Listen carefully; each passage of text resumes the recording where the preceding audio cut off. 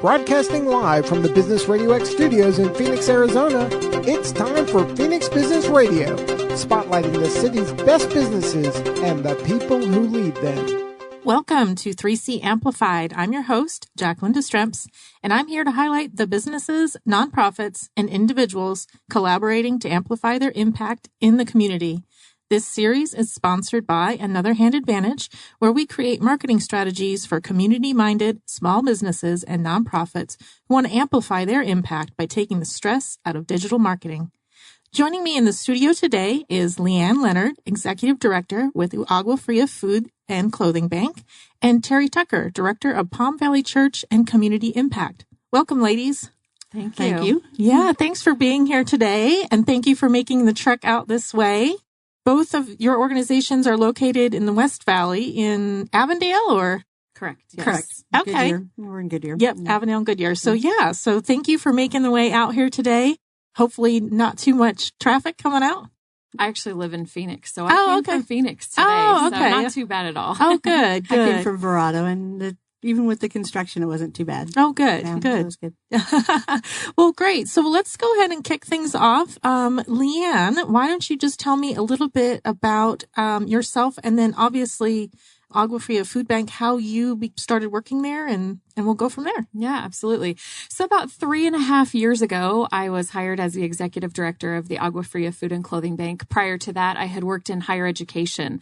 I was the director of business programs for Ottawa University for I had worked for them for 8 years, and the last few years I was there, I was full-time faculty and working with the business students, and was really enjoying that, but knew that my heart was really in nonprofit and was looking for a job where what I did every day, I knew I was making a difference in somebody's life. And the direction and the path that I took kind of led me to the food bank. And when I took a tour there and started talking to people, I just knew that I had something to offer. I knew that I had a unique set of skills and that I could make a difference in the organization and move it forward. And so I took the job 3.5 years ago. It's been challenging, but it's been exciting. It's been fun. We've made a lot of forward progress in 3.5 years. And I absolutely can say that my goal of knowing that every day when I go to work, I've impacted somebody's life and made a difference for somebody. I accomplish that absolutely every day at the Agua Fria Food and Clothing Bank. So I've also had the pleasure as the director there of meeting so many amazing people on the West Side. I'm a native of Arizona, but I really wasn't that familiar with the West Side, the businesses, the churches, the people. And it's just been so fun over the last 3 years of getting to engage with new people and different organizations and make new connections and draw people into the food bank that maybe have lived or worked or been around that area and still had no idea that we existed. So It's just been a pleasure to get to spread the word about the food bank that's been there for so long. So. Mm-hmm. Oh, great. Tere, tell us a little bit about yourself and your involvement with Palm Valley Church and the Community Impact Program. I've been at Palm Valley Church for about 7 years and have bounced around in various volunteer positions. And then 2 years ago, they offered me the director of local missions at Palm Valley Church and Community Impact. I've loved it there. I do that. I came from a background of business. I own my own software company, and about 2 years ago, I semi-retired. So it gives me that opportunity. Semi-retired. And so it gives me all that extra time now that I can actually volunteer and go to the meetings.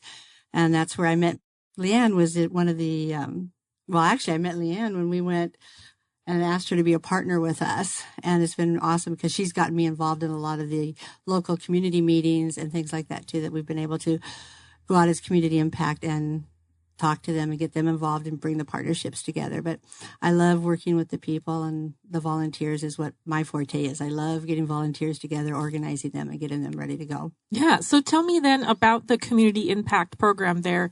How does that operate, and what's involved with the outreach with that program? Community Impact came about because we wanted to go out into the community, bring local businesses and other organizations together a lot of businesses and organizations do not want to partner with a church per se, not because they don't want to, but maybe it's in their bylaws or they can't do it for tax reasons or whatever.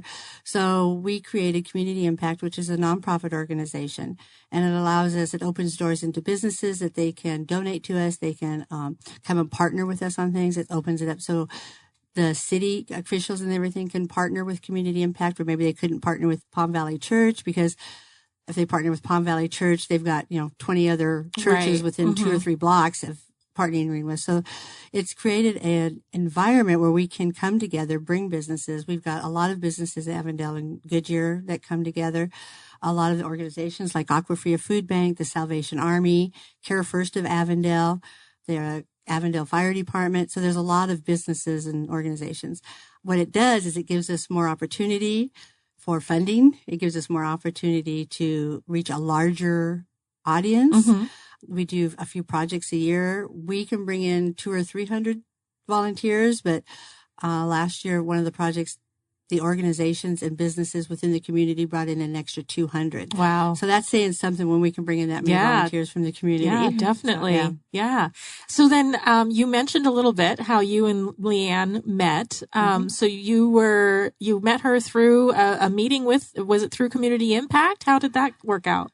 Well, I was actually at a meeting out there as a community collaboration meeting called the Goodyear Faith and Community Roundtable.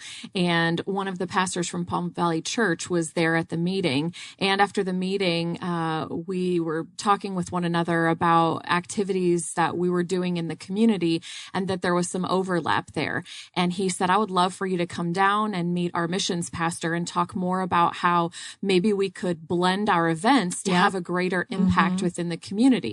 And so when I came down and met with Pastor Rusty, the missions pastor down there, he introduced Tere and I and said, anything we're collaborating on locally, Tere's going to be the go-to person. And we've been talking and friends and collaborating ever since. In fact, through our collaboration, I personally ended up going on a missions trip to Africa with Palm Valley Church last May. That was so much fun. It was. Wow. So lots has grown out of that last 2 years of relationship from one meeting. So definitely. So tell us a little bit about the food bank. Now, is it just a food bank or do you have other services there as well? Yeah, really great question.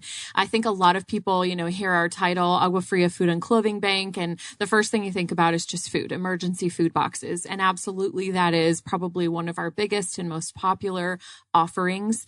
But we're so much more than just a food bank. We have our emergency food boxes that anyone can come in and get that lives in that Southwest Valley. We do have a specific geographic area, but it's pretty broad.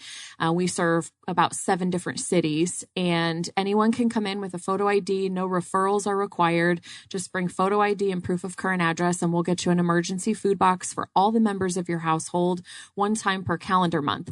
But we also know that there are people who need food assistance that either don't have a photo ID or don't have a way to store or prepare that perishable food items that we provide them with.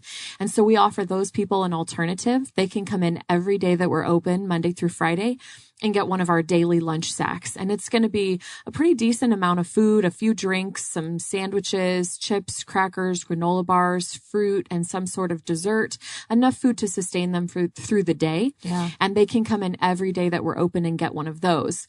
So then that's our food distribution that we're doing regularly. Obviously, the title gives it away that we have a clothing bank.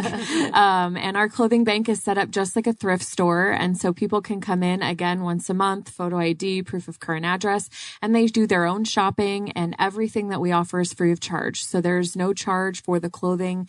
They get a specific number of items per member of the household, and all the members don't have to be present in order to get items. So, moms can come in while their husbands are at work or kids are at school and get what they need for their family.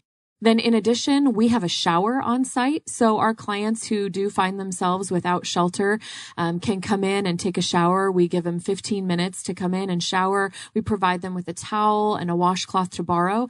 And then everybody that showers with us gets a little hygiene kit that's going to have shampoo, conditioner, lotion, and soap in it.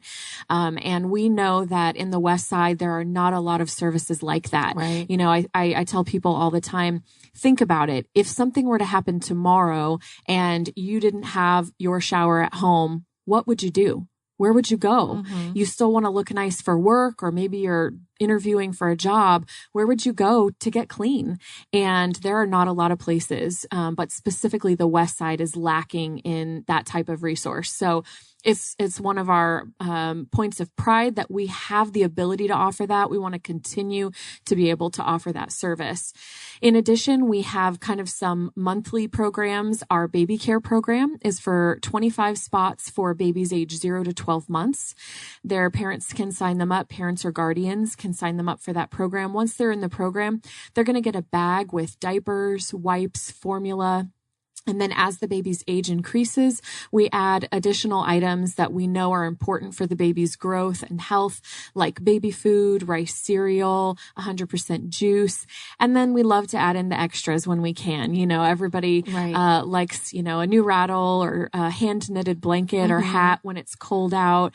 We like to put in bottles, anything that gets donated to us that's baby specific. We try to offer that to our babies in the baby care program first. So that's a monthly program. It's also the most expensive program that we run. Right. I was going to say, I was thinking, the average retail cost of those bags is about $50. Wow. So if you haven't purchased formula lately, I mean, just one can of formula can run up to $40 a piece. So it is expensive. And it's also something that people don't necessarily think to donate. Right. People think about donating cereal or ramen noodles, but they don't necessarily think to pick up an extra thing of diapers or wipes or formula to donate. So it's a great program, one that's definitely needed out in the West Side, and we're happy that we're able to meet that additional type of need.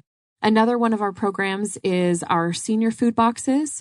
So for seniors who are 60 years of age or older, they can come in once a month and get a food box specific to their needs as a senior. That is a USDA program called the Commodities Supplemental Food Program. So they can come in every month and get that. And then we have our annual programs, which is a lot of our collaborations in the community come into play in our annual programs. We do 2 a year. Our biggest one is our Toys and More project, which is at the Christmas season. We partner with lots of different organizations to serve Christmas food boxes and Christmas toys to students that are out there in that area. And then our second program that we do a big collaboration on is our Backpacks and More, which we're actually gearing up for right now. Okay, yeah, I was going to say, yeah, those are big. Yeah, this one is our back to school, and we provide 2 brand new tops and bottoms for students who are in the schools. A lot of West Valley schools require school uniforms. Yeah. So we provide 2 tops, 2 bottoms, and then a backpack with school supplies through that program. And that's where we do a lot of our collaborating with Community Impact, other organizations out in the area, Salvation Army of Avondale, Care First Avondale Resource Center. So that's our big annual projects, those 2. And a lot of times people don't realize those, like those Christmas programs or those back to school programs, those take months of planning and logistics. And so this is the time, actually in the spring or even towards the end of the school year, most programs like that are actually starting their back to school programs, because to get that all organized. And as you were talking about all those different programs, are these all run by volunteers, or how are you running all these programs? Yes. I am the only full-time paid employee. Yeah. I do have one part-time paid employee that's there kind of running the day-to-day operations so that I can be places like this. Yes. And telling the world that we exist and how they can help and support and give financially, but also of their time. And so, yes, the only way we are able to keep our doors open are the amazing volunteers who give of their time so generously. We have an average of about 50 volunteers that come into our Avondale location on a weekly basis that are serving the community by just giving of their time, just being present, showing up, and doing what needs to be done. So we're super grateful to have such an amazing group of volunteers on the West Side. And I imagine then, Tere, Community Impact, that's where, when you were talking about having all those volunteers before, that's where that really comes into play, when you have such a great pool of volunteers to pull from, when you have your own events or when there's other organizations that need that kind of support. Our church is about 4,000, and we do, on the large events that we partner with, Like last year for Toys and More, let me see, I have the figures here. We had 562 volunteers. Oh, wow. We served 641 families and 1,742 children with bags of toys. They were in Salvation Army bags, and each child got anywhere from 4 to 5 different gifts in the bag. So it does bring a lot of volunteers. It does bring a lot of community. We have waste management brings like the outside bathrooms, because it's a whole morning event that starts at 8:00 in the morning and ends like at 2 in the afternoon. Yeah. Well, for cleanup, it's almost 5 in the afternoon. Yes. By the time we get the fun portion of it ends at 2. But we do pull from, the church is very, very supportive in a lot of these things. But as far as planning, we start planning Toys and More. We have our Backpacks and More July 27th, and we start planning Toys and More August 1st. Yep. And then we have that in December. We do take a couple of weeks off in January. Just to breathe. Yeah, that's important. Yeah. And then we start planning Backpacks and More in February with our partners, and then we bring in the volunteer leaders and so forth later on. But it is year round for just those 2 projects. Yep. And then you do everything that Leanne does during the week and all the other community projects that we do during the week or during the months. We don't ever do anything really weekly so much, but we do have probably 1 or 2 a month. But it takes a lot of them, and the people. When you're out there serving the community, and for us serving God, because that's what we're called to do, it is just amazing to see not only the people that we're helping smile and their reactions, but the people that are actually serving and seeing how it impacts their lives is just phenomenal. Yeah, it's twofold when you volunteer, that impact. Yeah. What would you say? I mean, those are some really great numbers. 562 volunteers you say that you had come out for that one event. What do you think are some of the reasons why you have such a great turnout of volunteers? Is it the project itself? Is it just that's them in the community? Is it something that you're doing to keep in front of them to remind them? I'm doing. Nothing I'm doing. How about community impact? We won't put it all on you, Tere, but how about, I mean, what do you maybe attribute that to though? Because those are some big numbers. I think a lot of it is not just Palm Valley Church, because we have a lot of people that serve from 4 or 5 other churches. Right. But I think it is just the churches that do messages on serving and being out there in the community. It's not about bringing people into the individual church. It's about just bringing the love of God out to them. That's where a lot of the volunteers come from. We have also organizations. Chase Bank brought over almost 150 volunteers out for their community involvement. Yeah, that's what I was going to say is I think part of it is the collaboration. Right. Yeah. The fact that, initially a few years ago, Salvation Army was doing their own Christmas event. Palm Valley was doing their own Christmas event. Agua Fria Food and Clothing Bank was doing their own. And we all had our own pool of resources and volunteers. But when you come together and you bring together my 100 volunteers, your 50 volunteers, your 200 volunteers, and you put them all together, the ripple effect of that collaboration is significant. It is. And so it adds those numbers so quickly to where we can say just in 2 years, we've got 562 volunteers showing up, and the word spreads, especially, I don't know about other places, but in the West Valley, the word spreads quickly that, hey, I went to this super fun event last year, Toys and More. You should come with me and volunteer next year. You're going to love it. Come see Santa and Mrs. Claus, come help the kids decorate their Christmas cookies, help give out food boxes, help, do registration and check-in, whatever the fun thing gift is. Bags. Yes. Yeah. So I think it's that multiplication of efforts when you collaborate together. Oh, most definitely. And instead of offering, here's 50 different ways that you can help during the holidays, because a lot of people are looking for ways to help, during the holidays or even throughout the year. And it gets to the point where, what do they call that? Where you have so many choices, you just decide not to make one at all. Right. It's just that overload. Yeah. But when you collaborate and come together as organizations, you're not just offering, that one, big activity or you're really just focusing all of that energy into one spot instead of having to spread it all out. And there's so many different ways you can participate. You don't have to be there on that Saturday morning. You can purchase the gifts. You can take the registration. You can help in so many other different ways.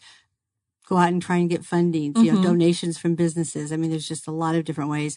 Volunteer to do the paperwork, volunteer to do the input, because every application we take has to be input into a system so we can know what to get, and know the toys to go buy and so forth. So it's a huge conglomerate.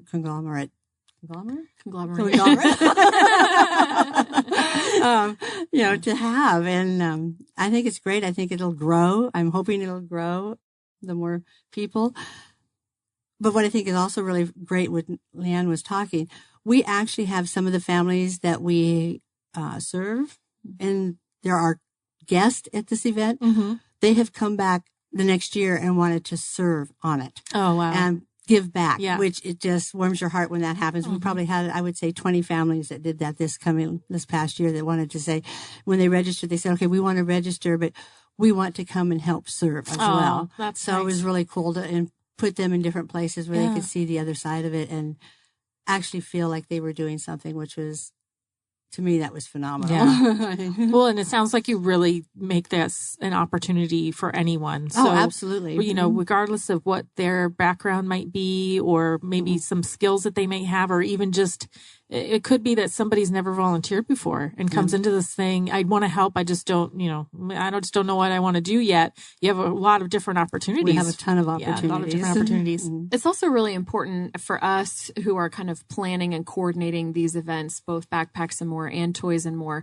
to not just give them something for the day. So you can give them a bag of Christmas toys and a box of food to get them having a nice Christmas day, but we also want to provide them with resources. So things that they can use throughout the year to help them get back to a place where they don't need the assistance anymore. And so at both events, we take extra time and attention to setting up a resource area where we connect and collaborate with other nonprofits out in the area and say, hey, come have a table at this event and talk to all our families and tell them about what you're offering, whether that's APS and SRP coming and telling them about how to get discounts on their utilities, whether that's the Boys and Girls Club being there to say, hey, you can come and use our facilities after school for these activities at these great prices. Girl this Scouts, year definitely. This year for Backpacks and More, we're going to be having, lots of new exciting things. Every kid has to have immunizations before school starts. So we're going to be able to provide those for free through our connections and our resources. So we want to make sure that we're helping our families and our clients in ways beyond just that one day of the year. It's not just a Band-Aid. Band-Aid. It's not just, for that day. Absolutely. It's some wraparound, so you're really coming all around what they need, and not just, putting a little Band-Aid on it for that time being. It's something that is, it gets bigger over time too, and grows, and just more services get added to it, and it has a greater impact. Yep. And that seems to be the area that the parents hang out in the most. They're really excited because a lot of them don't even know that that's available to them. Mm-hmm. Yeah, that's great. I love that aspect of it. So what are some other unique partnerships then that you've kind of got going in the community with the food bank and these events? The Agua Fria Food and Clothing Bank is very blessed. We have been at our location in Avondale, in the Old Town Avondale area, for 23 years now. So they have a long history of partnerships and collaborations that started way before me. And so I'm super grateful for those. We were originally founded in the Presbyterian Church. And so we have a lot of Presbyterian church partners, and we have expanded that to so many other churches in the area. So one of our biggest supports for volunteers, as well as for funding and resources, is the churches. Mm-hmm. And they have a good pulse on the community around where they're located. And so we collaborate with lots of churches. Some of our greatest supporters are actually up in the Sun City area. And, they're always excited to say, hey, we heard that you have a baby care program. We're thinking we want to do a baby care drive, and we're going to center it around Mother's Day. None of us have kids anymore that we're buying for. Let us go do fun things like buy diapers and formula for you, and we'll donate it all. We'll bring it in on Mother's Day weekend. Yeah. So we love when our community partners step up with creative ideas and ways to serve and to give that don't necessarily result in them having to come down to the food bank. I mean, our building's not very big. And when you might not want all those people there at one time. Exactly. So we love it when people get creative about ways to give. I mean, I had a little young guy who was probably about 10, and he was in karate, and part of getting his next level belt was to give back and to serve. And he had the idea that he wanted to collect socks and underwear for the homeless men. Aww. And so he took that upon himself. He said, "What do you need?" I told him. And he initiated everything with his parents' support, and he collected and then brought down personally and dropped off all the socks and underwear for our clients. Oh, what a great So, we love those types of collaborations. Obviously, we have our big collaborative partners, like Community Impact, like Salvation Army, like the Care First Avondale Resource Center. We have some of our business partners like Chase Bank and others. But sometimes it's just the individuals with the heart to collaborate with you and to partner with you. The people who show up and say, I wanted to give, but what do you actually need? It's a great question. People think, I'll just, get this or that, but we have different needs at different times of the year. So asking what's the need is always super helpful. And so we're so grateful and so blessed by so many of our collaborative partners that are both business and church and individual. And we're grateful for those. Yeah. And I was going to say just that you're so open to those different types of partnerships, or even just ways that, individuals or businesses want to give back. Because when you're open to that, it's nice to have somebody come in with their own ideas and not having to come up with it all on your own every time. But that just shows how great those partnerships are within your community, that you've got people coming to you and know about your organization and coming to you and saying, hey, there's, we really want to do something. What do you need? And what can we do to help give back? Yeah, definitely. Yeah. And then going back to when you were talking about, all the different churches and people coming together. I mean, obviously they're actual people and individuals that are doing that, who may be business owners. And again, it's a great way, for your organization, through that partnership to get into even maybe some more businesses and working that way. One of our partners, I think, that really got us started in a lot of this, especially, in some of the areas where we've actually been able to expand out and create the community impact nonprofit. We're really, one of our big partners is Avondale School District, because we've started with them 7 years ago and just reaching out to them and saying, okay, what do you need? Just like people do with Agua Fria Food Bank. It was like, what do you need? And they were really had a whole list, which all schools do. Right. And so we've got involved with them, which grew us as far as in the community to the Agua Fria Food Bank, Salvation Army, and even to where businesses like this year we needed a building to store all of the gifts that come in, because you figure it's 1,700 kids and 5 gifts for that's over 10,000 That's a lot. gifts. We have to sort out, bag up per child, look to see what they want, because everybody is like the Salvation Army Angel Tree cards where they're buying for a specific child. Right. So we had to back all that up. And one of the businesses that's down the street from us, they had a warehouse type vacancy, and they said, you guys can use this for 30 days. That's great. And so it was just awesome that they come to the table just because they'd heard about us, the Community Impact, the Toys and More project, through all the different partnerships that they came to us and was able to. Yeah. And that's a great, on that. Yeah. And that's a great point. One of the things I always try to point out for businesses that are wanting to give back, you don't necessarily have to give back with a check. You don't necessarily have to give back with, we only have 2 employees. What kind of, employee volunteer day could we have? There are other things that businesses have, like you said, storage space. It was 30,000 square feet. Yes. That was a lot. That's a lot. Yeah, that's a lot. Years ago when I used to do toy drives, I worked for a women's shelter for a period of time, and we did toy drives, and we didn't have a ton of room. It was literally, people's offices. Hi, excuse me. Can I put a bag of toys in your corner over there? Next thing you know, they come in the next day and there's another mountain of toys.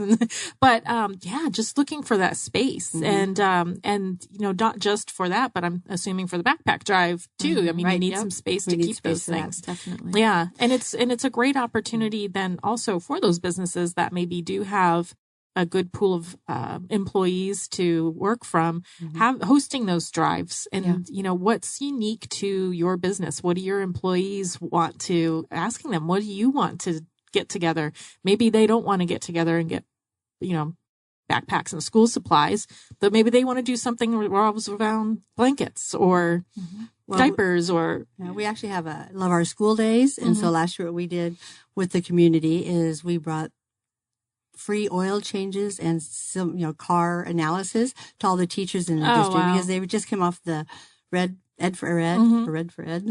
And so they were kind of down. So we did that. We brought them in and we had a couple of different auto shops around donate the oil. Nice. Christian Brothers was one of them, and they donate all the oil. And so just things like that. It's just not all necessarily money. Right. It's just time, what they have in excess or what they can give to us. Yeah. Some of our most unique partnerships with the Agua Fria Food and Clothing Bank have shown up in an even more rural area. So we actually have 2 locations. We have our main location in Avondale, but then we also have a secondary location that's smaller out in the Tonopah area, which I don't know if you're familiar with the Tonopah area, but keep going west on the 10, like you're heading to California. Right. And you're almost right before you get to Disneyland, there's Tonopah. Exactly. But our location out there for years has been partnering and collaborating with the Palo Verde power plant out there, APS. And so they bring about 90 to 100 volunteers every Christmas and help us to distribute our Christmas food boxes and toys out there. The Tonopah Fire Department actually has been the ones that have been coordinating the toy drive for us every year. And so we just get to focus on the food part and the firemen out there, firewomen, they collect all the toys. They set up the whole area. They bring their own volunteers to run it. Palo Verde brings their volunteers, who I know many of them look forward every year to this one day a year that we all get together in the freezing cold at 5 in the morning and set everything up and assemble those boxes. And then just this year, the building out there that we've had for a little while when we opened in 2009, we needed some repairs. It was really not in great shape. And so I had been really just begging out there in the community. I need some help. We need some partners out here, some people in the community to step up and help us take some ownership of this location. We're here serving your people in the community. And so we don't want to just always be bringing our connections and our resources from in the city out. Right. Let's have some ownership out here. And, maybe one of the more unexpected partners kind of popped up, and the Whiskey Runners, which is a biker club out there, said, hey, we care and we want to do something. And over the last 6 months, they have helped us to get a brand new roof installed, new windows installed, all new siding, installed central heat and AC in our unit. I mean, these are big things that they, and I said, how can we help? And they said, you just tell us what you need. And they used their club members' connections from their own jobs and their own crafts to get the supplies donated. And then they donated their own labor and their own time to do all of this. And it didn't have to come out of the food bank's budget at all. And what an amazing blessing and gift, not just for the Agua Fria Food and Clothing Bank, but for the people of that community that now are going to get to continue to come and receive assistance from that location for years to come, because this club, the Whiskey Runners, stepped up and said, hey, we want to partner with you and we think you're doing great work. How can we help? What skills, what talents, what connections do we have? I didn't know any roofers out there. I didn't know anybody that would help donate siding. But they did. They did because of their jobs and because of their own networks. And so those are the really cool, unique types of relationships that come up out of nowhere and become some of your most prized and valued relationships and collaborations. Yeah. People, go ahead. People want to help. Yes. You just need to tell them what you want and what you need. And so much of the time we're afraid to go to people and ask. But we're finding out the more I do this, which is very uncomfortable at the beginning, was to do this. But the more I reach out to people, they want to help. They want to be there for things. They want, it's the love of their human man and their community. They want to make their communities better. Yeah. They just have to ask. Yeah. Well, and that's what I was going to say. So you mentioned you were out there and you were doing maybe some begging. Okay. But what do you attribute, that to being able to, because it does sound like you've really, that's a very unique partnership, Really? with that organization, and they were willing to jump in and do a lot for you. So what do you attribute that to? Like maybe if somebody's listening and they're thinking, gosh, we could really use some partnerships like that. What is maybe some pointers or tips, or how do you attribute that to you? You have to network. Yeah. You have to build relationship. And I think that that's probably the number one thing that I've seen in the last 3.5 years is once I, was able to bring in our operations manager and freed me up from having to be there at the food bank every minute of every day. And it gave me the freedom and ability to get out into the community. And whether it's to, contact someone from the Rotary or from the Lions Club or the Kiwanis Club or the whomever and say, hey, can I sit down with you at Starbucks and just talk for 30 minutes to 60 minutes about the Agua Fria Food and Clothing Bank? Can I invite you to come down and take a tour of the facility? Mm-hmm. Come see where we are. We're cursed and blessed in our location because we're right in the heart of the need. We're right in a really residential area in a place that has a lot of people that need our services, but it prevents us from having any street visibility. Yeah. And as a nonprofit, I don't have a large budget for marketing. You're looking at the marketing department right here. She does it very well too. Yeah. So it's important that I am out. I am the billboard. Our board members, you are the billboard for this organization. So going out and talking to people and building those relationships, because that's the only way that people are going to know, one, that you exist, yep. Two, the good work that you're doing, and three, what you need and how they can partner. Mm-hmm. Exactly. And Tere, you touched on that when you said, in the beginning, it was really hard for you, mm-hmm. but now it's getting a little bit easier. Is it just from doing it so often, or is it just, what do you think that's about? I don't know. I've never had a problem talking to people except when there's a microphone in front of me. But asking for money or donations or, can you give something has always been a little difficult. But I think what's been really cool for me is everybody we've asked, we haven't been turned down. Mm-hmm. And so that always builds confidence when you know that, there are people out there that want to help. Right. And I think just doing it over and over and over again mm-hmm. and getting that confidence. And I think when you do, if there is an opportunity or a time comes when you do get turned down, realizing that it's maybe just not a good fit at this time, but at least they know now. And never take it personal. They're not turning you down. Right. They're just turning the situation down for whatever reason. Yeah. But it was hard for me not to take it personal. Mm-hmm. But once I learned that too, it's not personal. It's just, they didn't have the resources maybe at that time, or because they don't really give you any reason why. Right. Well, and they might not even know at that time, even know, but it's something that once they maybe give it some more thought, mm-hmm. or maybe they 3-4 months from now, they see it again, or, see the event happening and go, oh gosh, that's what they were talking about. Right. That's what I could be a part of. Okay. Then maybe they come around to being able to participate in that. Yeah, and you're sowing seeds. I mean, our organization has been there 23 years, so some of those seeds were sown long before I came along, and so I'm reaping the harvest mm-hmm. from before. But now, as I'm building new relationships, it's important to remember that I'm planting a new seed, and it may not, grow to be a fruitful anything for another 6 months or a couple of years, but I'm planning for the longevity of the organization. So whether I'm there in 3 years or someone else is there in 3 years, the organization can continue to grow and be fruitful because of the harvest that I'm planting now as I build those relationships and make those connections.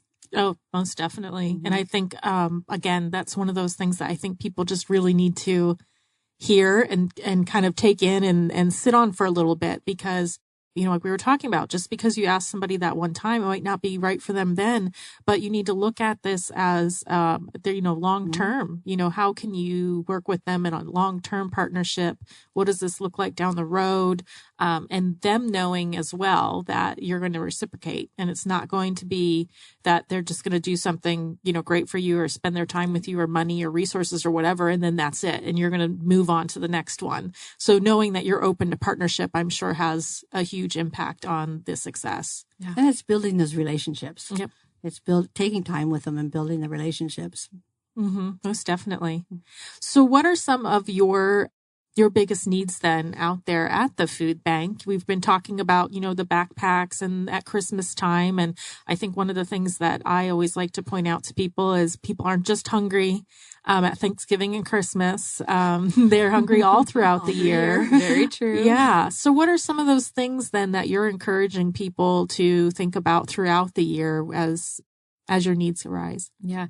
I mean, as you already pointed out, obviously the food bank industry, it can be very cyclical. Obviously, the biggest time of need, but also the biggest donation season comes around the holidays. That October to January timeframe, we just get inundated with donations. And then we have to find a way to store all of that and then spread it out throughout the low donation seasons, which is really kind of right now through August, September is when things really start to slow down. Especially in the West Side, we have a lot of snowbirds. So they're there during these winter months and they're giving of their time and of their resources, and then they leave. Yep. And so during the summer, it's like a ghost town. Yes. So we lose our donors. Yeah. We lose our volunteers during that time frame. So reminding people, like you said, that we're a year-round organization and the hunger doesn't stop just because it gets warm out. In many ways, it increases. People are using our showers a lot more. They're coming in for water. They're coming in just to have a cool place to be. They're coming in for sunscreen and hats if they're out, in the elements all day long, or needing to swap out shoes so that they have protection for their feet. So as the seasons change, as time changes, there are different needs. So checking in year round and finding out what the need is at the moment is always something I encourage. Also keeping in mind that as a food bank, we have the ability to stretch your dollar a lot further than you do. And so I know people like to buy that jar of peanut butter, that box of cereal, and feel good about that. And that is so amazing. And I would never discourage that. But also know that if you give us that dollar that you might have spent on the box of cereal, which actually cereal is really expensive. I know, it's like, where are $8? Yeah, it's like $4 for a box of cereal. But anyways, if you give us those $4, we can, through our buying power and through our relationships and connections, can get exactly what we need. We have a 5,400 square foot building in Avondale. And one of our biggest challenges that we face is the fact that we're maxed out on space. Mm-hmm. So if people bring in all of their canned goods at the holidays, it means I got to figure out where to store all of that. Yes. Mm-hmm. And it's a big challenge that we struggle with. So you giving us your $4 means that when my cereal shelf gets low, I can go get that cereal and put it, not now that my shelf is full, you're giving me 4 boxes of cereal, so it's very helpful. Those monetary unrestricted donations are obviously very valuable. Right now, our biggest need, besides the fact that our building is too small, it's a blessing. We love our building, but it is a challenge space-wise. But the biggest need we're facing, and there was an article came out in the West Valley View newspaper just a couple months ago sharing about it, is that during our busiest time of year, right before Thanksgiving, we have 3 vehicles. We had 2 box trucks in a van, and our biggest box truck died. Just gone right before Thanksgiving. And our second one started having issues and is just now very undependable and not really safe for us to ask volunteers to drive. So we've gone from being a fleet of 3 vehicles to just one, our cargo van.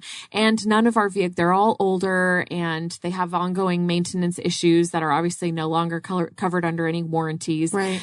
And none of them are refrigerated. So picking up food and product in the summer here is a challenge. Yeah. So right now, our biggest need and what we've been, kind of trying to get the word out about is our need for trucks. We have priced those, and, to purchase new is ideal, but also very expensive. Yeah. So for a refrigerated box truck with a lift gate, which is really what would best meet our needs, it's going to cost us about $120,000. Wow. And a refrigerated van for doing our ongoing pickups each week, it's going to cost us about $40,000. So we're looking at an investment of about $160,000 this year, which is significant when looking at our annual operating budget. Yeah. We're talking, like half almost of what we would normally be spending in a year. So that's one of our biggest needs right now. We're also in need of some talents and resources. So we're looking for new board members. So I'm always looking for people who are, maybe they've been working in a job in a specific industry, but they're looking for something to ignite a passion that they have that maybe isn't being able to be used in their current employment. We need people with skills and networks and connections, especially in the area of just strategic planning, in the area of fundraising. And that doesn't just have to mean knocking on people's doors and asking for money. Right, It could mean, events or, just creative connections. Right. If we knew someone, that was in the automobile industry that could help us with those connections and ways to get specific funds for those types of projects like the trucks. So we're looking for board members. And then right now I'm currently looking for an operations manager position. And so there are lots of ways that people can get involved and help us to meet our needs. Obviously we're coming into our Backpack Some More. So we're looking for sponsors for that program. It's about $40 to sponsor a child for the Backpack Some More event. That's going to get them two tops, 2 bottoms, brand new, and a backpack with school supplies. So there are lots of sponsorship opportunities available there. And as we head into the summer, water is a really big need. And so bottled water is something that we're always looking for and welcoming with open arms. So those are probably some of our biggest needs right now in the ways of both, time, talents, and treasures, but there are always ongoing needs. And does the food bank qualify for the Arizona tax credit? Yes, we definitely do. We are an eligible Arizona tax credit. So individuals up to 400 and filing jointly couples is up to 800. So yeah, great. And then Tere, for people who are wanting to get involved with community impact, what types of opportunities do you have? Who are you looking for? How should they get involved? We're looking for anybody that would like to partner with us, again, with space that we need. We could use space actually year round to store all this stuff, to store items. Yeah, I just gave them a pallet of toys this week. So. She's like, we specifically need a place for a pallet of toys. We don't need it for another 8 months, but we'll take it. Yes, and we have stuff coming in all the time. Like we just did Easter baskets for foster kids, but I'm getting tons and tons of more Easter stuff coming in. Obviously, we can't store the candy, but a lot of the gifts in the baskets. And so we are looking for a space for that. We're looking for partners that want to come in and work alongside of Agua Fria Food Bank, Salvation Army, for all kinds of things. I mean, just they can call me. We can go over what they have to offer. Funding, again, donations. If somebody knows how to do a fundraiser, we would love to have a fundraiser for community impact for all the projects that go on in the community. So and where are you located? Where is Community Impact located? Do you have a location where people can come and get more information, they or can at least email know where? Me. Okay, perfect. Okay, so it's Tere, Tere at azcommunityimpact.org. Perfect. And Leanne, should people get in touch with the food bank and finding out what your needs are? We always encourage people to check out our website, which is AFFCB.org. It's our acronym, Agua Fria Food and Clothing Bank. So check out our website. And then if you want more information, you can just email directly to info, INFO, at AFFCB.org. All right. Well, perfect. Well, thank you both so much, ladies. Loved talking with you. Leanne, just all the pieces of knowledge, I guess, or the tips that you had as far as growing those relationships. I love the metaphor you used about, planting those seeds and nourishing them and taking care of them over time. You may be not seeing those fruits of your labor right away, but encouraging people to keep at it. Yes, and regardless if you are, a nonprofit or a community organization, you just, keeping at it and nurturing those relationships so that down the road, like you said, you're really kind of reaping the harvest of all that right now. Yeah. Definitely. So thank you both so much for being here today. Thank you. Thank you. Yeah, definitely. You've been listening to 3C Amplified, where we share how others are connecting, creating, and collaborating to amplify their impact. And we hope we've inspired you to do the same in your community. Until next time, I'm Jacqueline Destremps with Another Hand Advantage. Let me help create a digital marketing strategy to put your organization's mission in front of your target audience and highlight the impact you're having in your community. Thank you.